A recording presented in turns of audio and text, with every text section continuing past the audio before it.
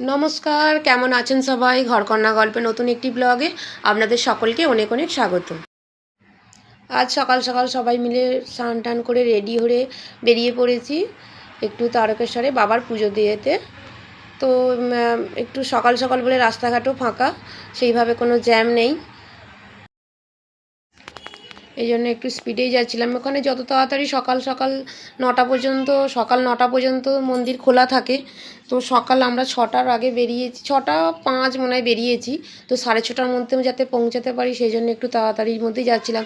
যত সকাল সকাল পুজো দেওয়া যাবে তত সকাল সকাল আমরা ভিড়টা কম পাবো, কারণ ট্রেন ঢুকে গেলে প্রচণ্ড পরিমাণে ভিড় হয়, তো লাইন পড়ে যায়। সেই জন্য আমরা যখনই কেন যতবারই আমরা দেশ যাই বা আমি আগেও যতবার মাসে মাসে পুজো দিতাম, তো সকাল করেই যেতাম, মানে 7টার মধ্যে আমাদের পুজো দেওয়া কমপ্লিট হয়ে যেত। এটা হচ্ছে তারকেশ্বরের মার্কেট, সবজি মার্কেট, সব পাইকারি বাজার আর কি। এটা ক্রস করে তারপর একটা রেল লাইন ক্রস হতে হবে, লাইন পড়বে। এখানে হচ্ছে পাইকারি মাল কেনা বেচা হয়, যারা ক্ষুদ্র কাস্টমার তারা কেনা বেচা করে বিক্রি করবে, এই যে কেনে, এই জন্য পাইকারি সব বিক্রি হয়। তো সেই জন্য এখানে এই মার্কেটটায় খুব ভিড়। তো আমরা ক্রস হয়ে গেছি, লাইন পড়েনি, যেতে যেতে সব কিছু একটু দেখে দেখে যাচ্ছিলাম। সকালবেলার মার্কেট তো তো কেনাকাটার জন্য সবাই রেডি হয়ে আছে। বাজার সকাল ভোরবেলা থেকে শুরু হয়ে যায় এখানের বাজার। আমরা চলেই এসেছি মন্দির চত্বরে। আর ওখানে দেখুন একটা ট্রেন দাঁড়িয়ে আছে, ওটা হচ্ছে 7টা 5-এ ছাড়বে। তো এখন বাজে 6টা 20, আমরা প্রায় চলেই এসেছি। সব এখানে বাজারের জন্য সব ট্রাক ফাক দাঁড়িয়ে, আর আমরা মামার দোকানে দেখুন চলে এসেছি কথা বলতে বলতে। আর এখানে আর মন্দিরে ঢুকতে গেলে গেঞ্জি জামা কোনো বেল্ট পরে থাকলে, চামড়ার জাতীয় কোনো বেল্ট পরে থাকে সেই সব খুলে রেখে যেতে হয়। এখন মোবাইলটা তুমি পার্সে নিয়ে যেতে পারো, কিন্তু আগে সেটাও অ্যালাউ ছিল না।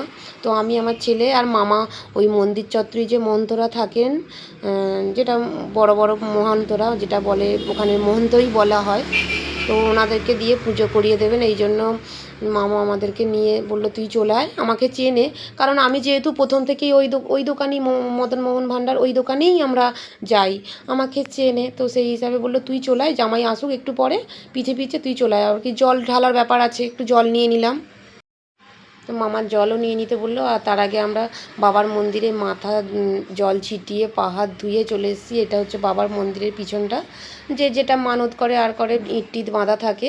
আর এটা হচ্ছে বাবার যে ভিঙ্গি টিঙ্গি থাকে আছে, দেখুন ওই যে বাবার মন্দির। এটা আগে তার যেটা রোগ দেরি ব্যাধি থাকে, বাবার কাছে শুয়ে থাকে, বাবা রাত্রির দেখা দেয়, স্বপ্নাদেশ দেয়।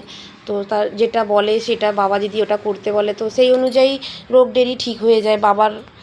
দিনের পর দিন, মাসের পর মাস, বছরের পর বছর বাবার থানে পড়ে থাকে রোগ ভালো হওয়ার জন্য, ভালোও হয়ে যায় বাবার কৃপায়। আর এটা হচ্ছে আপনাদের দেখাচ্ছে, এটা বাবার মন্দির পদ্মপুকুর, এটার নাম পদ্মপুকুর। এই যে চারি সাইডটা পুরো হাঁটতে পারবেন বেড়া দিয়ে, বেড়া বলতে ঢালাই করা এরকম রাস্তা ছাউনি, চারি সাইডে যে বাবার মন্দিরটা দেখতে পাচ্ছেন কতটা দূর এরিয়া নিয়ে।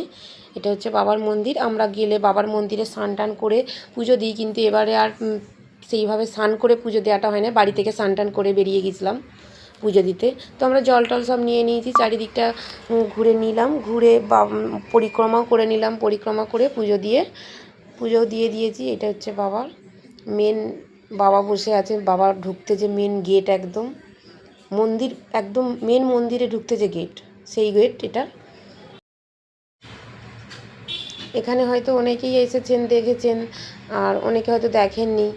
আমিও মন্দিরে কিছু কেনাকাটা আমার মামার দোকান থেকে কিছু কেনাকাটা করে নিয়েছিলাম। পুজোটা যেইভাবে আমরা সকাল সকাল এসেছিলাম সেইভাবে অতটা ভিড় হয়নি, তো সেইভাবে ভিড় হয়নি, তবুও জলযাত্রীরা চলে এসেছিলো। তারপর যারা পুজো দিতে আসবেন তারাও চলে এসেছে। আমাদের 6:30 বেজে গিয়েছিলো পুজো দিতে। তো জলযাত্রীরা তো ভোরবেলায় চলে আসে জল ঢালতে বাবার মাথায়। তো মোটামুটি সব দোকান খোলে না, সকাল তো, যারা একটু দেরি করে খোলে তারা দোকান খোলে না, একটু অল্প বাকি আছে। আবার কিছু কেমন দোকান খুলেও দিয়েছে। প্রথমেই বললাম বাবার মন্দির সকাল 9টা পর্যন্ত খোলা থাকে, তারপর আবার বন্ধ হয়ে যায় গর্ভগৃহ, তারপর আবার 12টায় খোলা হয় দুপুরে, আবার 2টোয় বন্ধ হয়ে যায়। পুজো টুজো দিয়ে বাবার প্রসাদ নিয়ে চন্দ্রামৃত নিয়ে মুখে সবাই একটু করে চন্দ্রামৃত দিয়ে আর আমরা একদম বেরিয়ে পড়লাম বাড়ির উদ্দেশ্যে। তো কিছু কেনাকাটা সেইভাবে ছিল না, তবু টুকটাক বাচ্চাদের জন্য যেগুলো কেনাকাটা হয় আপনাদের দেখাতে পারলাম না, কিনে নিয়েছিলাম। আর হাজব্যান্ডের গাড়ি রেখে গিয়েছিল গাড়ি পার্কিংয়ের কাছে, যেটা রাজবাড়ির কাছে গাড়ি পার্কিং থাকে। এটা হচ্ছে তারকেশ্বরের রাজবাড়ি, বড় বড় মহন্তরা থাকেন পুজোর জন্য, যে পণ্ডিত মহাশয়রা থাকেন তাদের এটা থাকার জায়গা। এটাকে বলা হয় তারকেশ্বরের রাজবাড়ি। খুব বড় এরিয়া নিয়ে রাজবাড়িটা। তো পরের বারে আপনাদের খুব ডিটেলসে, খুব ভালো করে ডিটেলসে দেখাবো। এইবারে খুব তাড়া ছিল তো ডিটেলসে দেখানো হয়নি হয়তো। আরও ভালো করে যদি কেউ জানতে চান তারকেশ্বরের উদ্দেশ্যে অবশ্যই জানাবো, তো কমেন্টে জানাবেন। সকালে তো এই জন্য রাজবাড়ি এখন বন্ধ, নয়তো রাজবাড়িতেও ঢোকা যেত, অসুবিধা কিছুই নাই। আর আমরা বেরিয়ে পড়েছি বাইক নিয়ে। তো এখানে দেখুন, এই যে বাবার মেন মন্দিরে ঢুকতে যে আগে যে গেটটা, মেন গেটটা তো আপনাদের মন্দির গর্ভ গিয়ে ঢুকতে যে গেটটা দেখালাম, এটা হচ্ছে বাবার মন্দিরে ঢুকতে গেলে মেন রাস্তা থেকে যে গেটটা ওটা ছিল।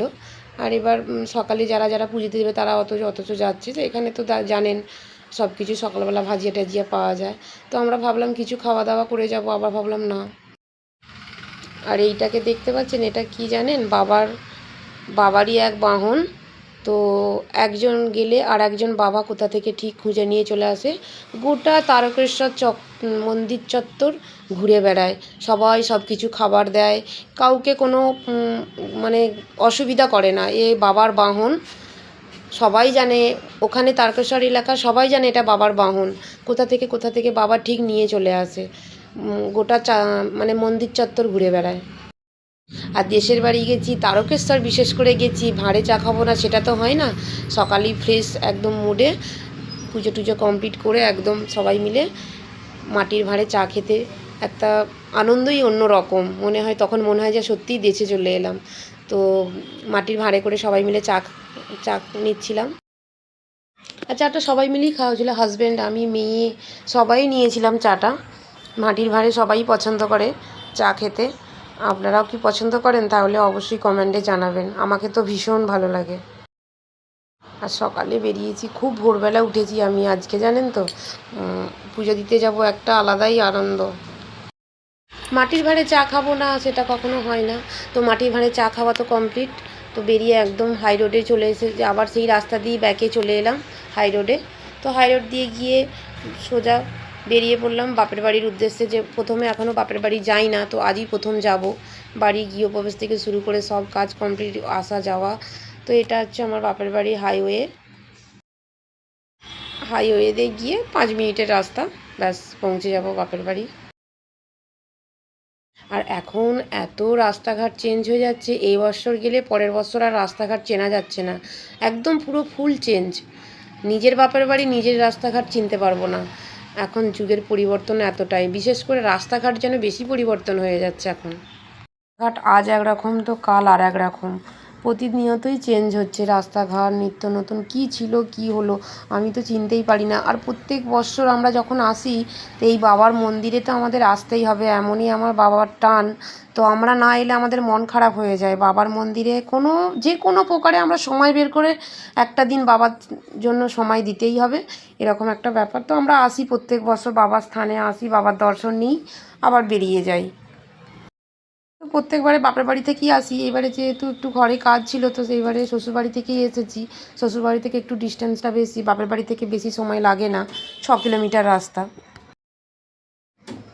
আর এখন রাস্তাঘাটে যেহেতু সকালবেলাতে, এই জন্য অতটা জ্যাম নেই, এই জন্য খুব স্পিডেই চলে যাচ্ছি, যে যতটা তাড়াতাড়ি চলে যাই, জ্যাম পড়ে গেলে অসুবিধা, একটু টাইম লাগবে।